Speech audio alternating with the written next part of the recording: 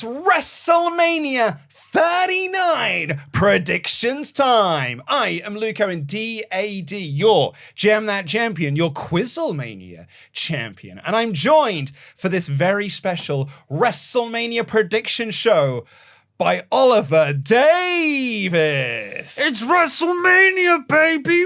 Woo.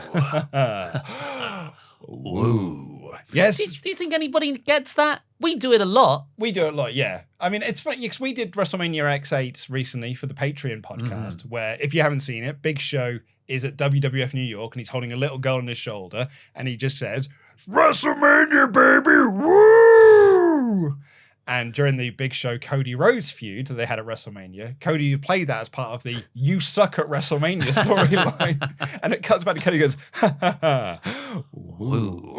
Yeah, it's the anti-streak, isn't it? The Big Show Cody storyline. Yeah. What a story so we're not making a joke about that moment. We're making a joke about the joke about that. Yeah, and so every now and again we just go, ha ha ha, woo. Also, when I feel like I do my ha ha ha, it sounds like I'm doing the start of the Bloodhound Gang's Bad Touch. Or Shane Douglas in TNA.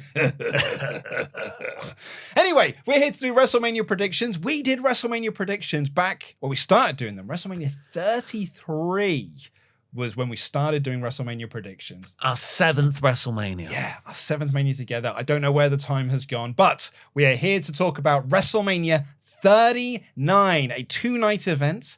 We don't know when all of the matches are on each night. Nope. Wikipedia seems to think it does, but... well, we've got, we know Austin Theory Cena is opening night 1. And Logan Paul and Seth Rollins is also on night 1 because it's Logan Paul's birthday.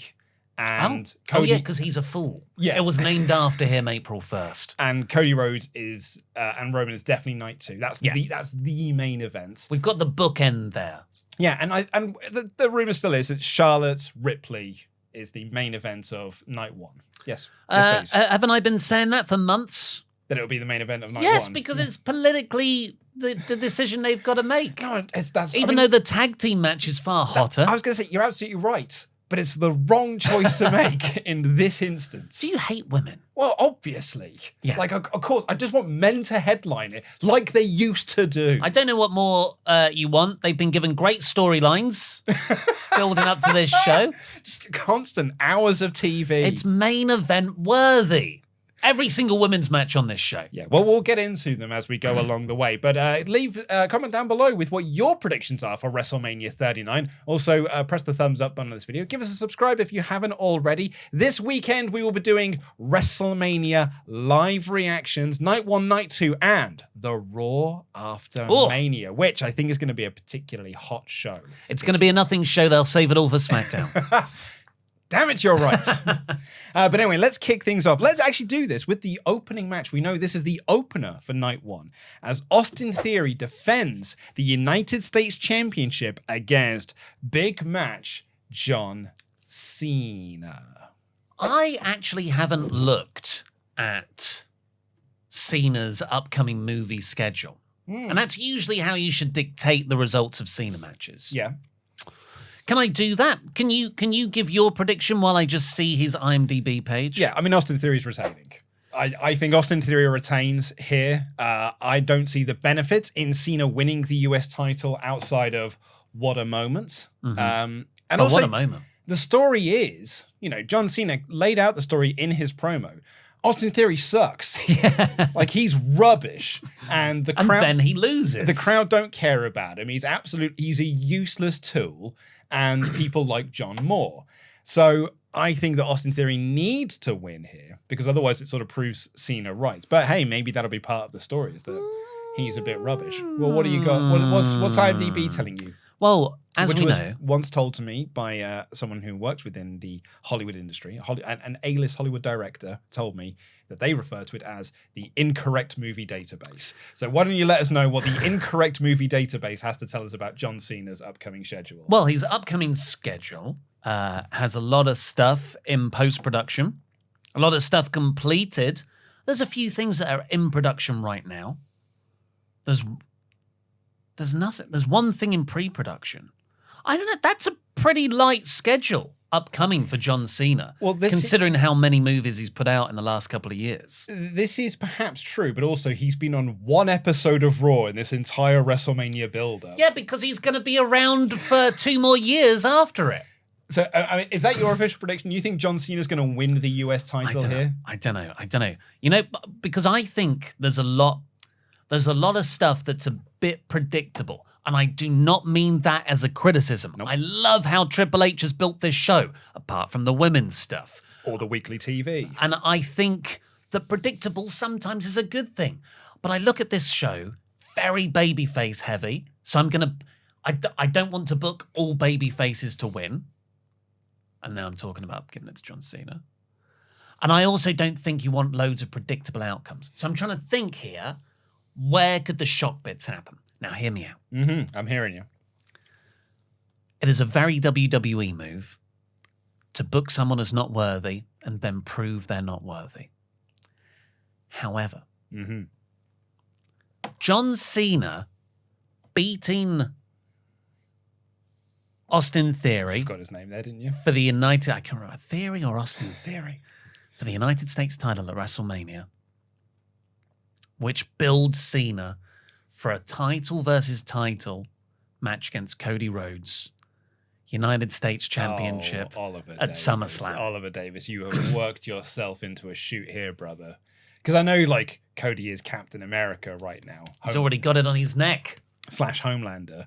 I don't think he's going to be good. He's going to be WWE champion when all is said and done. Yes. Spoiler for my prediction yeah. later on in the show. But I think, for me personally, Theory retains here, proves that he was right and that he is better than John Cena. And John Cena immediately goes home because that's why his match is on first. He wants to, yeah, it feels that way, yeah. He wants to beat the LA traffic and he knows it's going to be bad when Mania's finished. He was like, put me on first and I can get home really nice and early then. Brock's looking and again, oh, damn it, I wanted the first slot. Well, he's on first night too. Yeah. So that means he doesn't have to go to work on the Saturday and can go home very early on the Sunday. You know what? Screw it. Cena wins. John Cena, eh? I mean, if you think that Ollie Davis is wrong and you want to prove to him that he's wrong and you want to compete against him, why don't you sign up for Wrestle League in the video, the link in the video description down below, and you can join us in Wrestling Prediction Warfare. It's a fabulous little service that we're running, and it's very, very competitive. We're really excited about it. Yeah, it's the conclusion of this season as well. It is, yeah, big time. So, up next, also on night one, Seth freaking Rollins versus Logan Paul. Social media megastar Logan Paul is what they keep calling him. Logan Paul wins. Oh, yeah. Rematch in Saudi Arabia. I'll do you one better. I've gone with his prediction now for the last 2 months, and I'm sticking with it. It's Logan Paul beats Seth Rollins at WrestleMania with the help of The Miz. It's Rollins versus The Miz at the next pay-per-view, and that sets up Rollins versus Logan Paul in Saudi Arabia. Yeah. Or Rollins and teammate versus the Paul brothers. Oh, yes. In Saudi Arabia. Either way, I think the rematch is happening in Saudi Arabia because Logan Paul is winning here. Yep, I'd go for that. Yeah. Yeah. I think it's probably going to be the best match of the weekend. You reckon? There's a lot of contenders. There are some good contenders. I think the Usos, Owens, and Zayn is going to be spectacular. But I think that's going to be all drama. This is what I mean by that is this is all the high spots. This is the high spot match. There's going to be absolutely zero psychology in this match. It is all big kicks, big flips, big dives, big crashing table spots, big everything, big stomps, big kickouts, big interference, big match that'll have the crowd going nuts. More than Reigns Cody. Again, that's all drama. You just talked about drama. No, this is not near drama. falls, interference, etc. No, because it's off near falls off doing a dive and then, doing a dive and then immediately getting back up and doing another dive. I think it'll be, yes, athletically the most impressive. That's what I mean. Up next, it's a trios match. Trish Stratus, Lita, and Becky Lynch versus Damage Control of Bayley, Dakota Kai, and Io Sky. So, rumors abound that Trish is going to be doing some longer-term stuff with WWE. Obviously, Becky and Lita are the women's tag team champions, so Lita is certainly sticking around for a handful more shows. But they are talking about, there's rumors that it's going to be Becky and Trish working a program going into SummerSlam, going into the summer. So where do you see this one landing? Because I'll be honest with you, for me, my interest in this is quite low, and that is only because I've seen Becky beat Bayley a lot and seen her beat Damage Control a lot. And Becky's promo on the Go Home show was, I thought this feud was finished, but somehow this feud is still continuing. Somehow this feud has returned. And I've got little interest in this, but I'm more curious to see how this match spins off into the next thing. I think with the other high-profile women's matches on this card, I'm at least excited to see the outcome. Yeah. Like, I'm excited to see Rhea Ripley win. I'm excited to see Asuka's going to lose. I just know it. Oh, yeah. But this one, it just feels like there's no stakes. It feels like the build's not been there properly. It feels like just a way to get some people on the card. It feels like the Shield versus DX. Not not DX. The New Age Outlaws and Kane. And Kane, that was it. Or against the three lads when it was Sheamus, Randy, and Big Show. Woo. And I also think this match is quite indicative of Triple H's whole oeuvre since he took over creative. Because Damage Control were his first big debut at SummerSlam. Oh yeah, it's Triple H's girls. He's brought in Io Sky and Dakota Kai. Oh, they've changed the names a bit. Well, that's okay. It's still good. It's still good. Oh, they lost the first tag team title tournament thing. It's still good. Bayley's going into a title program with Bianca Belair. She keeps losing. She's lost all of the matches. Yeah, but it's still good. Look, she's going into a feud with Becky. Oh no, they're losing all of those matches as well, and they've lost the women's tag titles twice in all of this. This should be a huge match. Yeah, this should be the culmination of Damage Control's 9 months of terror, and Becky has had to recruit 2 legends to take them down. It is not that. It is just a filler match, to set up the post-Mania direction. Because there's no women's battle royal this year, so we had to do something else. Stratus, Lita, and Becky for me. So, I've got a bit of a wacky prediction for this one. I'm going real super-duper wacky here, so bear with me. Damage Control of Sky and Kai walk out on Bayley during the match. Because I think this match is the end of Damage Control. I think this group is over post-WrestleMania. So they walk out on the match. They didn't want to have this match in the first place. Bayley was the one who accepted this match. So they walk out. So now Bayley is alone with 3 babyfaces. Oh no, what's going to happen now? Is she going to get a comeuppance? No. Trish turns on her partners and Bayley gets the win. So I think Damage Control do win, but this splits off into a 3-way women's tag title feud. Becky and Lita, Bayley and Trish, and the remains of Damage Control in Io Sky and Dakota Kai. I like that a lot. Thanks, mate. I'm sticking with mine, but I want yours to happen. Thanks, bud. So yeah, that's my prediction. Damage Control win.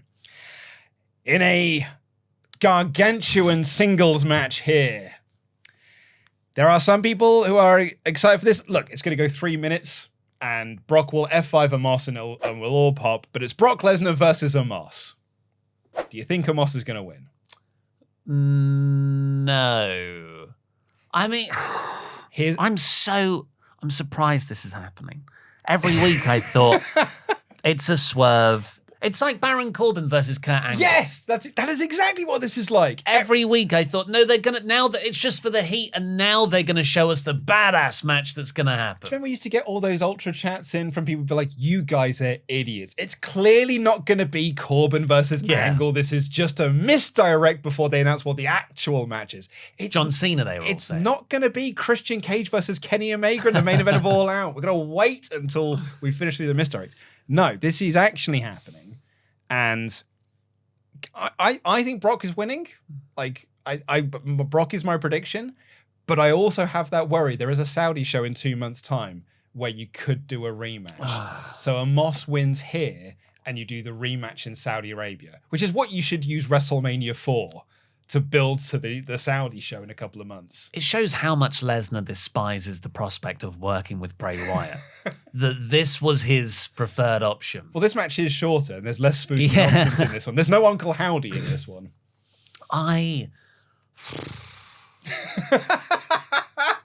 Will they do a DQ schmoz finish? Oh, like a double count out, double ring implodes sort of thing.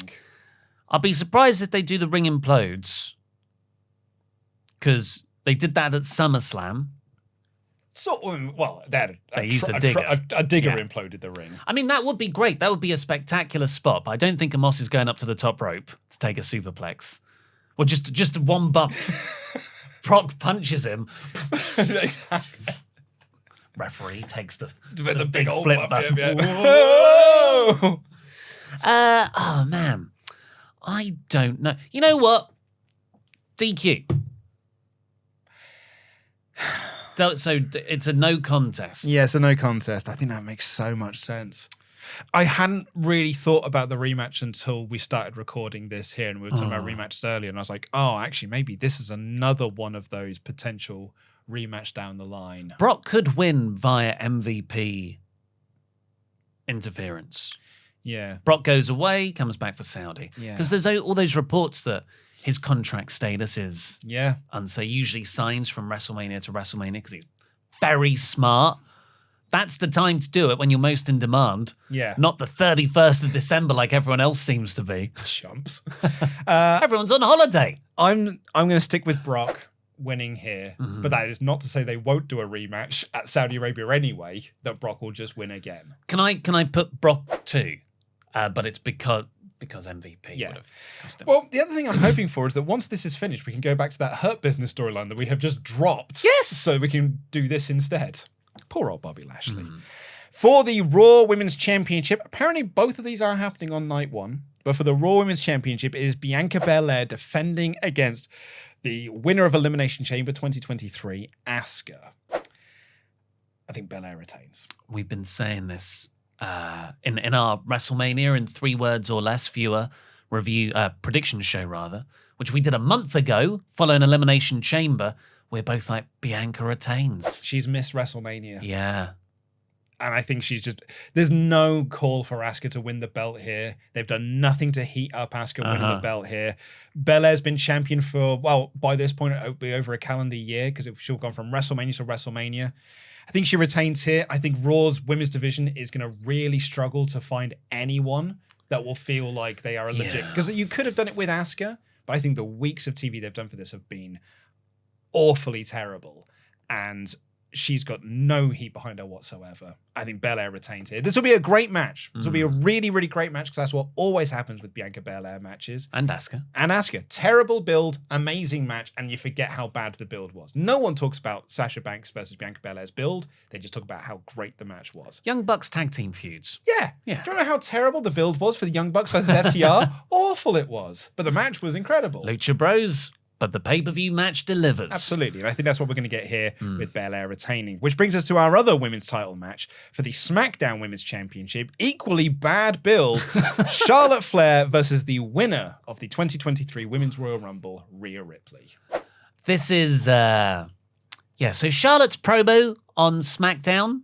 The crowd. She lost the crowd. Yeah. Well, she the mask slipped. She is just so, even when she won the title, I said, it's back in SmackDown, the New Year's Eve, New Year's Day, something like that. Yeah, it's like the last SmackDown of last year or the first SmackDown of this year, when Charlotte returned, won the title from Ronda Rousey. Just ridiculous. Something we had predicted as a joke. For 2023. Yeah. But it happened in 2022. So it must have been 31st of December. 30th of December, SmackDown. She walked around celebrating like she was a babyface. And I can't remember who I was with. Maybe it was Seth. And he was like, no, she'll definitely be a heel. Don't worry. I was like, no, I know this. She thinks she's a babyface. She is not a good babyface. Awful.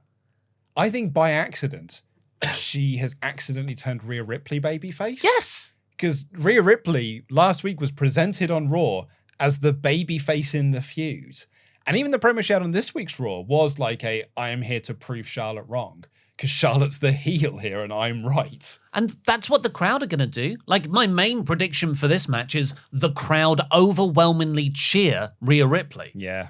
So it's going to, if WWE go into this with the idea of, well, let's make both women work babyface and they structure the match around that, it's not going to connect in the same way. But hopefully they're self-aware enough, and I think they are, based on how they presented Ripley.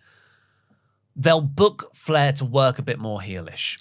And really, at the end of the day, this is just about getting Flair's title reigns up. It's more about the amount she wins, not the duration she holds them for. So Ripley will win here. It'll be really good. And if it there is an argument that it should main event just to give Ripley that enhanced status. Yeah, I would agree with that. I wonder if this is a double turn match. Where we are going in with Flair as the babyface, Ripley's the heel, but in the build up to this, Charlotte's more heelish, Ripley's more babyface, and this match is the actual definitive point. Rhea Ripley works as the babyface, Charlotte works as the heel. Kind of like the Austin Brett double turn. I think what a lot of people forget is the build up for that. They'd already turned Brett heel. Really, Brett was acting like a heel in the lead up to the match, and then that match solidified the heel turn. And Austin was acting like a babyface in the lead up to the match, and that match solidified the babyface turn. So I wonder if this is something similar, just not as, it won't be as iconic. What do you do with Judgment Day in that case? I don't know. Your beloved Judgment Day. My beloved Judgment Day, but they haven't felt like my beloved Judgment Day for a while, and that's because they're doing various different feuds with various different levels of silliness. So Rhea Ripley's doing a very serious storyline. Edge is doing a very serious storyline, but no one is taking it seriously because it's very silly. And Dom is doing a straight up comedy act. Oh, yeah, but with a serious soap opera twinge. But he is a comedy character within this. And so I don't really know what the group is anymore. Either way, I think Rhea is winning here and she's moving across to SmackDown. Maybe that is the split up of the group. Yeah. Soft reset post-Mania. Yeah. Priest and Balor stay together. I think Dom stays with them. I think Dom certainly stays with Rhea Ripley because those are a double act you do need. The whole Mammy thing you do need. But then how do you have Ripley as a babyface? Yeah, you're right. That's the trickier one. That's the problem though. She got so over because of the Mammy stuff, and Dom got so over because of the pairing with Ripley. That's what's led us to this heat. I think you could make it work. You don't need to make Ripley a blue-eyed babyface. I think that'd be the worst thing for her. Just keep her as a badass, but like Gunther. Yeah. Gunther doesn't feel like a heel, does he? No. He feels like I'm a badass yes, in-ring right. dominator. He's presented as one, but doesn't feel like one. Yeah. So you could have Ripley there and just Dom's a little, gimp boy. A little Ludwig Kaiser gimp boy there. Well, speaking of... It's a triple threat match for the Intercontinental Championship as Gunther defends against Sheamus and Drew McIntyre. This match is going to hump. Sheamus pins Drew. Gunther's undefeated streak continues. You get a great Sheamus-Drew program with Gunther in the mix. This is the start. Well, it's not the start. It's been going already and building.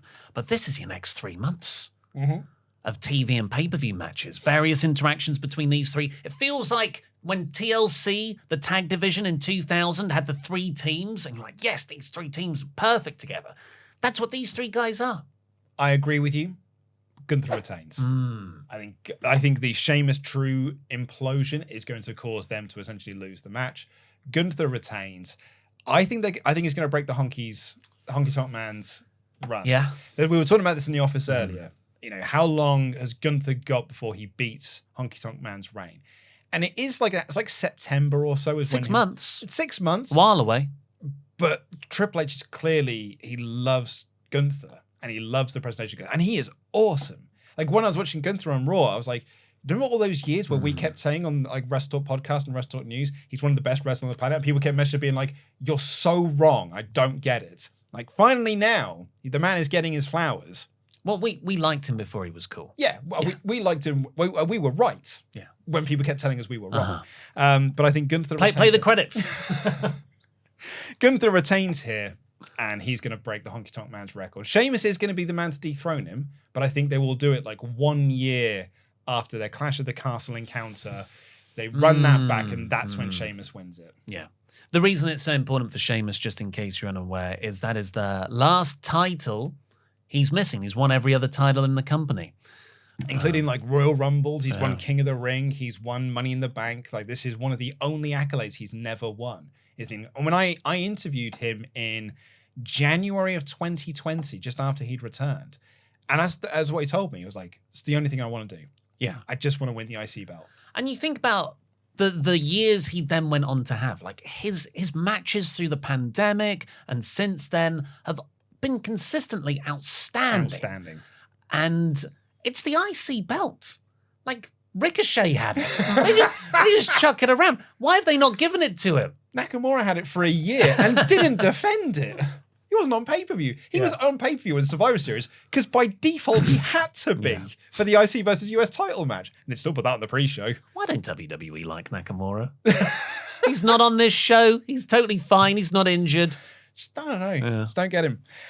Speaking of things that I don't get, Edge versus Finn Balor, Hell in a Cell. I could not be more uninterested in this match, and this match is going to go long. Can I just sort of put something forward that might make you more excited? Yeah. You seen the report for Edge's entrance with Gangrel? Oh yeah, spoiler warning. Sorry, spoiler warning. Gangrel's going to be there. Yeah. Well, potentially might even get involved in the match. We've done this. We've done Edge coming out with Gangrel. Like, a lot of Edge's things is like, I'm going to do this pop. You've already done it. We've done all of this before and before. Did he do Gangrel? He has had Gangrel come out with him for an entrance since he's come back. Has he? Yeah. Yeah, he's definitely done the Brood entrance. Yeah. But again, in the end, he's like, oh, man, can't wait for people to see that. No, I've seen it, mate. I've seen you. You do it all the time. What if Christian's there as well? Well, now we're talking. But, it's worth remembering Christian is better. Mm-hmm. I think finally, this final Edge run here is going to conclusively prove Christian was better than Edge. The tragedy is that WWE did everything they could to get Christian on this show, but AEW just they ask ridiculous things like maybe WWE would pay for the hotel. Maybe I'm wrong. Maybe I've misremembered. Gangrel reveals he called Edge after the SummerSlam entrance. Yeah, he's done the Brood entrance, but I don't think he's done it with Gangrel. I felt like he's done it with Gangrel. Oh well, okay. I stand corrected on that. Like the man in orthopedic shoes, I stand corrected, and I still don't care. Okay, here's another one. Did you hear that Gangrel has released his own craft beer? Oh, whoa! Now we're talking. Why isn't this the main event of WrestleMania? This happened a couple of weeks ago. Yeah, tell me more. Do you know what it's called? No. The Brood.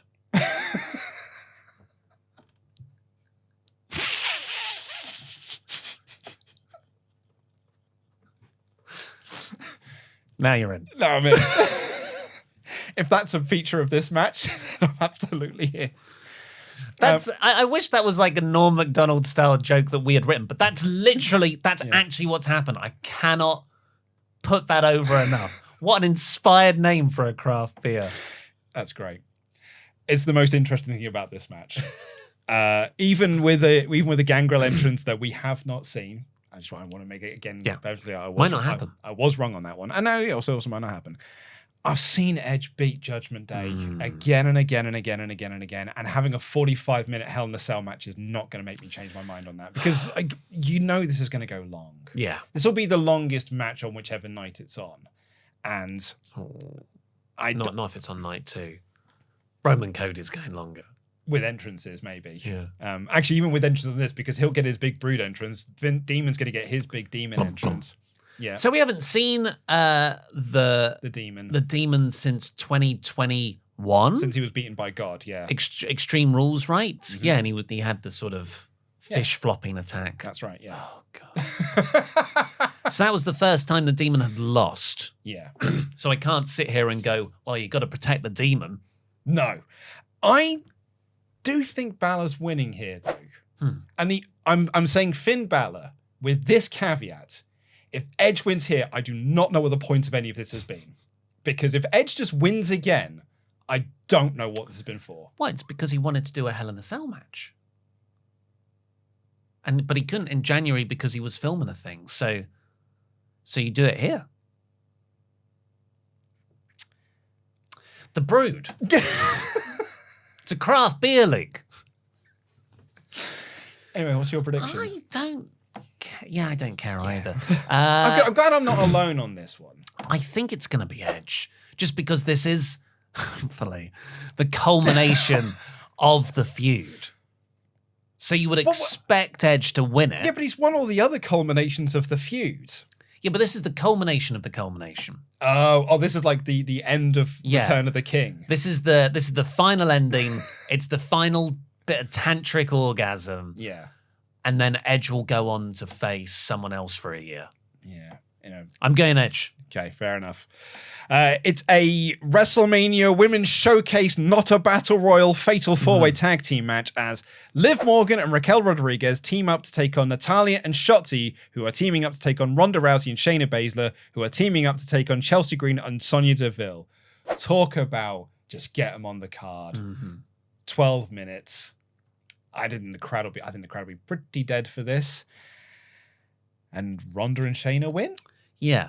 Yeah, so there are 3 other women's matches over the 2 nights. And in theory, those should have been built well. So I don't think you can argue, they're not getting enough people on the card, or, there's not enough time being devoted to it, at least in terms of on-screen time at the pay-per-view. Maybe TV is a different case. So this is just your standard chuck a load of people in the ring to get them on the card. I don't think this is indicative of like bad treatment of women. The other stuff is because this is actually equality because you've got the exact same thing happening with the men's. Well, that's it. Like I said this in my edited Raw review that went up yesterday on the WrestleTalk News channel. This is a Andre the Giant Memorial Battle Royal by a different name. They've rebadged it, you fool. Because it's on SmackDown now. Yeah. But only for guys. I would... Like, Rodriguez is usually pretty protected. Chelsea Green and Sonya Deville don't stand a chance. And it wasn't even supposed to be Sonya, right? It was meant to be Carmella. Yeah, what happened to Carmella? I don't know what's going on there. Natalya and Shotzi, not a chance. Ronda and Shayna makes the most sense because they will probably be the original plans at some point where they would go for the tag team titles. Yeah. So I guess I'll go Rousey Baszler. The only option I could see is Green and Deville winning to further the stuff they're doing further the stuff that Chelsea Green's doing with Adam Pearce, but I don't know. I don't think it's worth them winning this match. Yeah, I think Ronda and Shayna win, and I don't care. Well, I haven't said that though. The other one I do. But also not really.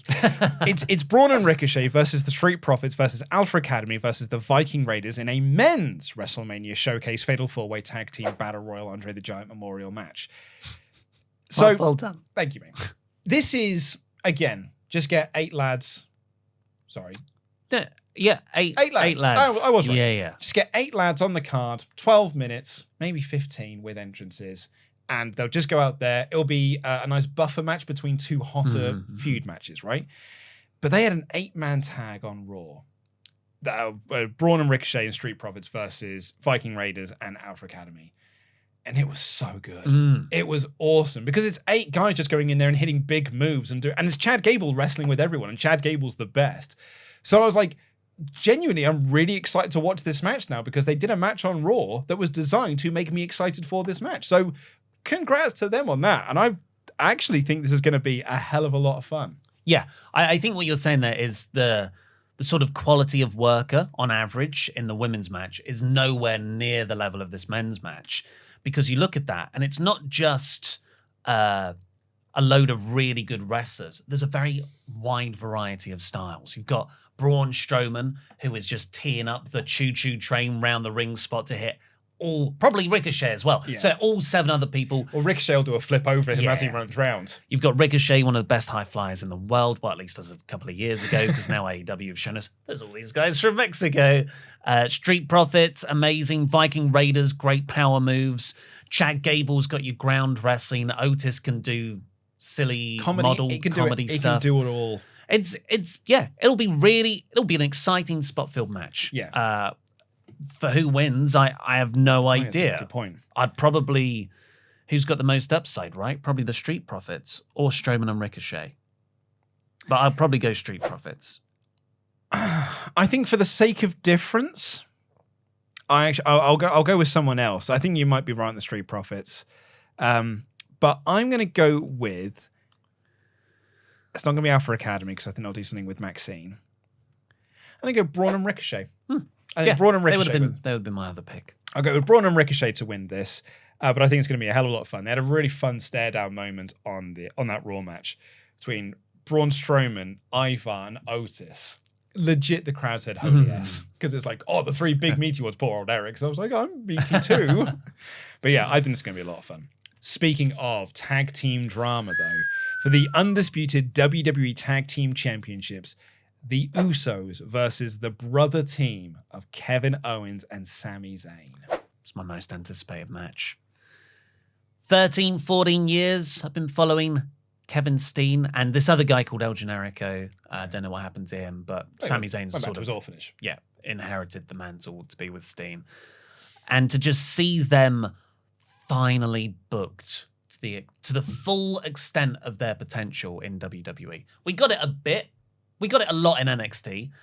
We got a bit of it in WWE main roster with Owens' first call-up, and then there were a few weeks there with when he won the Universal title, Ultra Unit with Samoa Joe. Oh, yeah. And then also, Festival of Friendship. They've had glimmers, but this is like the most sustained awesomeness these two guys have had on the main roster. Now's the right time to finally end the Usos' reign.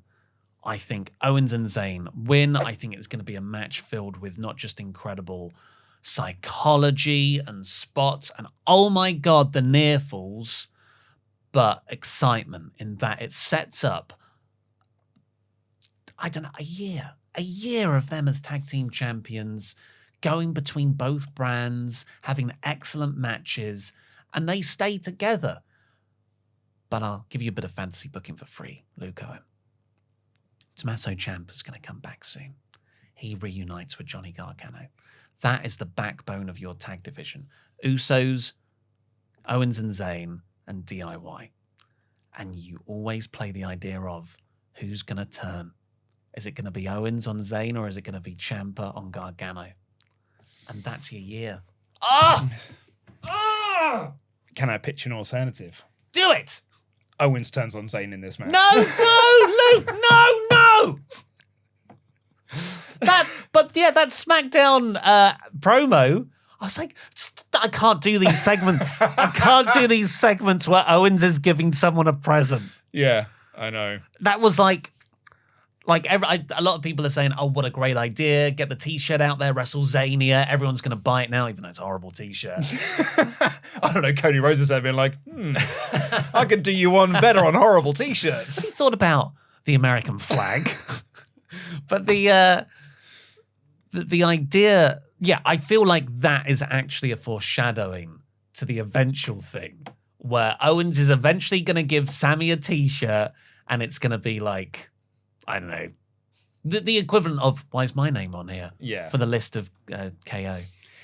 So, I think Owens and Zayn win here. Yeah. That's what the story is leading us to. Got it. All of this WrestleMania is built around the end of the bloodline. Sami and KO are united to end the bloodline. And they're doing that by getting the tag team titles off of them. Cody is looking to end the bloodline and end the tribal chief's reign by winning the titles off of him. Bloodline end the show, no titles, and they are a faction without a purpose. You do the big breakup angle on the Raw after Mania. Roman takes his time off. What do you do with the tag titles? Do you keep them together or do you split them? Because we've got that, we're going to have the same thing with the world title as well, which we'll get to in a bit. But what do you think you do with the tag titles? It depends what Triple H wants to do. He obviously wants to split the world. Yeah. And I think that's a good idea. But how defined do you want the brands to be? Because, since the last 3 months, it's been complete crossover. Yeah. I'd say since Survival Series, since Survivor Series, it's really been a very permeable brand split. Yeah, I think so. So, are you saying that maybe not on the Raw after Mania, but, soon after, you just merge the belts together and they just become the WWE Tag Team Championships? And you just have one set of belts that go between both shows. I feel like I don't know how useful the brand split is now. Really. Because apart from to network partners, maybe. The way they've told the stories on Raw and SmackDown over the last month, I think has had a really good clip of it.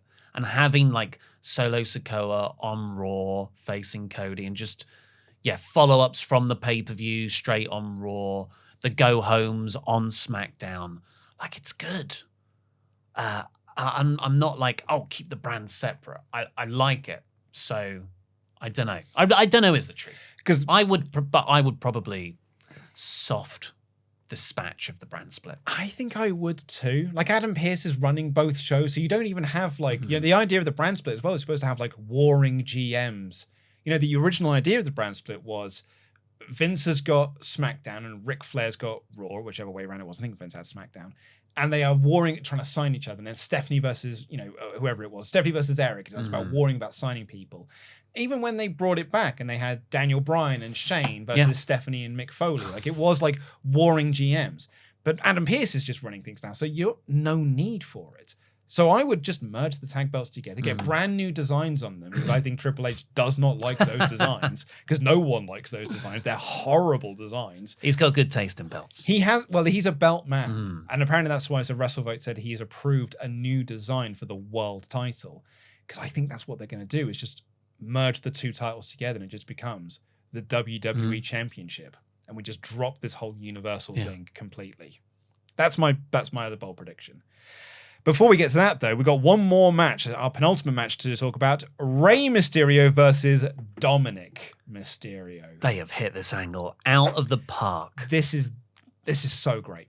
It's perfect. From Clash at the Castle last year, we're all in that pub. Hit your dad. Hit the pop when Dom kicked Rey in the balls was just so special. Yeah. It's incredible. And I've really, really enjoyed Dom's "you're a deadbeat father" shtick. His promo on Raw was so great when he just said, "I thought you were a deadbeat dad, and then you hit your own son."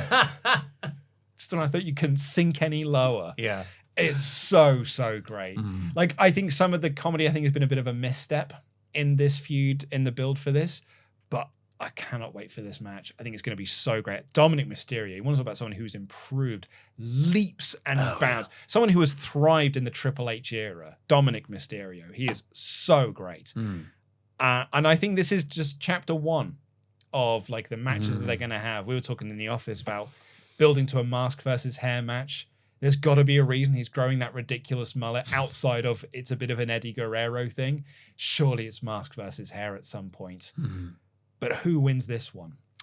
Well, yeah, I agree. I think this is such a hot storyline. You don't want to just pay it off now. This can be the start. I used to think WrestleMania, you want to peak all of your angles and boom, that's it. It's never been the case. The more WrestleManias we rewatch, the more we're like, oh, this is the midpoint of a feud, or this is the start of a feud, and this is the end of a feud.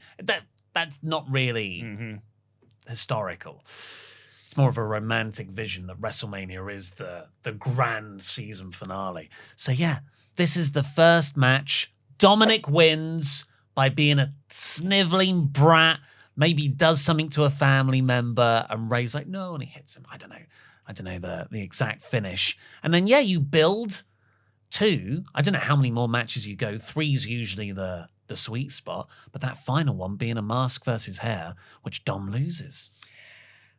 I'm going with Dominic Mysterio winning here. And I think you would then spin this off into Judgment Day versus Legado del Fantasma. Yes. Do a little trios feud there, because they've been coming out to save Rey. You beat Rey here. Rey takes some time off. Maybe even like you write him off TV. Do a big injury angle on this show. He's going into the Hall of Fame. This is supposed to be a special weekend for him here. And Dom and the Judgment Day ruin that completely. Beats him. Big injury angle. Rey goes away for a little bit, comes back to do the rematch. Maybe that's when it's like, this is it. Mask, career, hair, all of it's on the line. And that's when Rey... And I think you tease then, oh, this is when Dominic's going to get the mask, and that's when Rey gets the win. You didn't even have to do all the big steps around it and everything. But I think Dominic wins here. Because you made this point earlier, you said you think it's might be quite a bit of a babyface heavy show. Yeah. Like Belair is winning... Ripley is sort of feeling babyface. She's Logan going to win. Logan. Cody, Kevin Owens, and Sami Zayn. Sorry, that really threw me edge. I think a big heel win here on night 2. And it's what's more important, it's a heel win that the crowd will be on board with. Yeah, right. Because they love to boo him. Yeah. When was Eddie versus Ray at SummerSlam? Well, the ladder match. Was it 07? The custody match. 05. 05. Yeah. Oh, actually, yeah, that's a good point. So you just SummerSlam. you do Dom versus Ray, mask versus hair at SummerSlam. Bill it as an anniversary of Eddie versus Ray. I think it writes itself. Yeah, ladder match. It's, this start. You and we started with this ladder match when you stole my father away from me, because he even said in his promo on Raw, I wish Eddie was my dad. And I think you can do some stuff around that. I love that ladder match at SummerSlam. It's great. So that brings us to the main event. A singles Do it match. like Mark Henry. It's time for the main event. It's a singles match for the undisputed WWE Universal Championship as Roman Reigns defends the title against Cody Rhodes. So Roman has had the belt for, I'm just going to have a quick check of the stats here, has had it for 939 days as we're recording this. So it would be like 940 odd by the time he gets to WrestleMania. What's that in Gunther's? About 2.5? Yeah, it's like 2.5 Gunther's. 2.6 yeah. Gunther's. He won this at Payback 2020. I remember. And you With said, that teeth. With those teeth he won it. And you said, oh my God, they've turned him heel. And I said, you're an idiot on Everyone it. said I'm an idiot. Of course he's not a heel. And then the week later he aligned himself with Paul Heyman, like, oh no, he's a heel, isn't he? Yeah, because he did spoil the match of Bray Braun. I think they had a finish and then he came out. Maybe it was a DQ. And then it was like a week later they had another pay-per-view. Yeah. And he didn't come out for the whole match. Remember, it was Braun and Bray wrestling poorly for ages while Paul Heyman was sat there like going over contracts and stuff. Then he just came out for like the last 2 minutes and won the belt. Weird. What a weird start to this thing. But here we are. And I think it's the end. And I think it's time to end this as well. What about you? I think Cody's winning. I think it's the right result. I think a Roman that loses is a more interesting Roman. I do have pause in that though, because I've been saying that for on a monthly basis for about 2 years. Yeah. And every time it gets better. But I really do think the stars are aligned here. I'm just so impressed with the creative forces here. Roman Reigns himself, Paul Heyman's got to have had a hand, Cody definitely, Absolutely, yeah. Sami Zayn and all the work he's done, Kevin Owens, the Usos, Jay's performance, Solo's stoicness, Triple H saying yes, no to various bits to guide it all through. I'm stunned. I'm stunned at how good this is.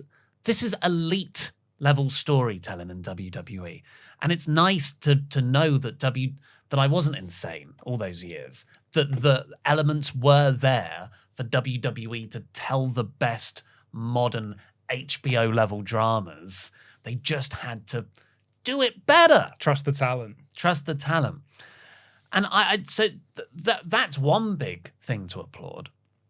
The other thing is, like, the faith that's building up inside me for the company, which is such a hard thing to do considering the last 20 years of WWE, that Sami Zayn lost at Elimination Chamber in Canada when I was convinced it was the right time to switch the belt. And not only have they made that now retroactively okay in my head, and Sami Zayn is just as awesome, well, not just as awesome, it has cooled off, but marginally, like, this is still good, but it's also fueled the rise of Cody, and they fueled the rise of Cody without people booing him, which is something AEW couldn't do. It's to defend AEW ever so slightly here, if I may. We did cheer him for a little bit, for quite a while, actually. It was basically until the pandemic is when he started doing all of his really weird promos, that when we came back, we were like, nah. Well, it was the Anthony Agogo feud. Yeah. The first thing was. But he was like so over as a babyface. And you called him. He's my brother. Yeah. And I think we've got that Cody again here, but it's because it's a brand new audience and he can do all of the same tricks that he did with AEW in its initial run, like All In and all the goodwill that came off the back of that, to do it again here. But yeah, this crowd are super behind him. everyone was theorizing it. I'd even said it myself on a couple of shows. Like, there's a chance that he Batista's this. That you've got this super hot Daniel Bryan and Sami Zayn, and this is going to really derail Cody. But Cody's so good. He's so great. And he's got this connection with the crowd that he's going into this as the company's top babyface without a shadow of a doubt. Yeah. There is no boo anywhere in the building. WrestleMania, when we did our 3 words or less predictions, I was convinced Sami would be a part of this match. And he isn't, and I'm not angry with WWE about it. Whereas in previous years, I'm done with this. I'm done with cancel the WWE network. Yeah. They have done they've done something even better than I could have thought of in my head. And that's what I want from these things. They're meant to be the professionals. Absolutely. I think this is brilliant. It's a special time. It feels like when we were living through the MCU, I was like, this is a special time to be alive. This is a special time to be a WWE fan. And it is the end of the Roman reign. Long live Cody. Yeah. Long live the Cody road. It has to be. This has to be the night where Roman's road ends.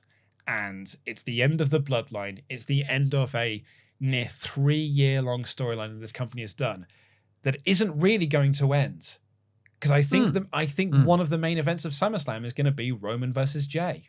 Even you do Roman Jay, I Quit match, and you tie it all the way back to the matches they were having in the pandemic era.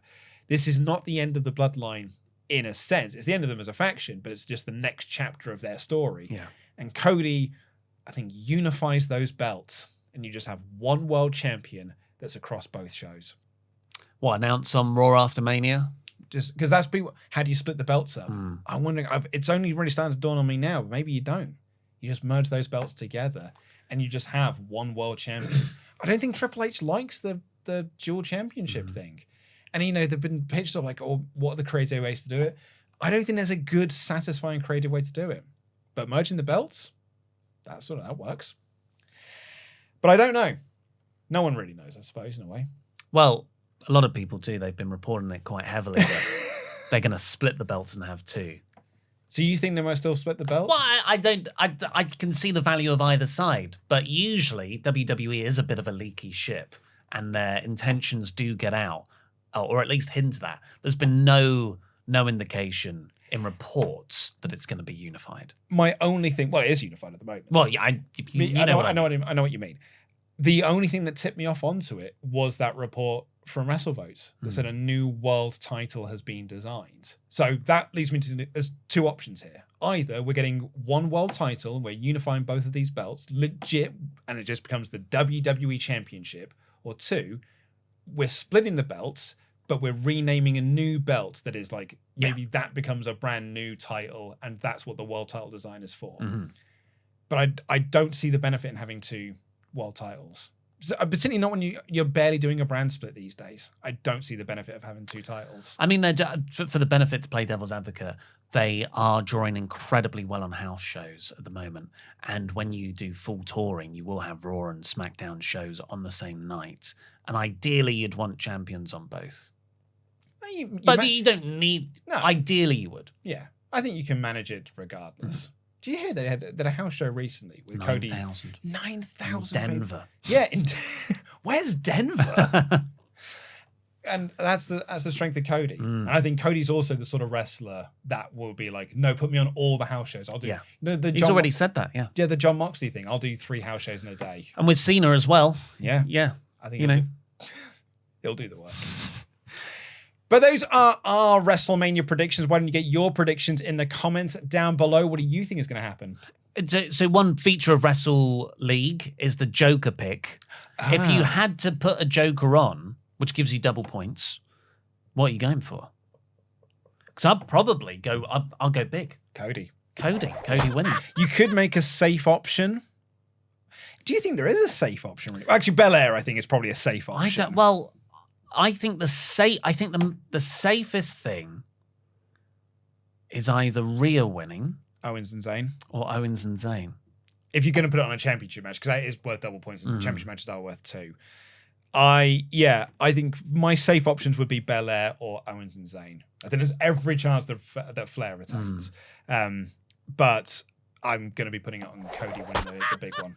Gone with your heart. Absolutely. So let us know in the comments down below, what are your predictions, or what are your Joker picks as well? And please do press the subscribe button if it's your first time here. Press the little thumbs up button as well. It massively helps out in the algorithm. We will be back here on the WrestleTalk Podcast channel doing live reactions to both Night 1 and Night 2 of WrestleMania, as well as the Raw after Mania. It's going to be a great time. We can't wait to have you all with us, but we'll see you next time. I have been Luco and DAD. That has been Ollie Davis. Jam that jam.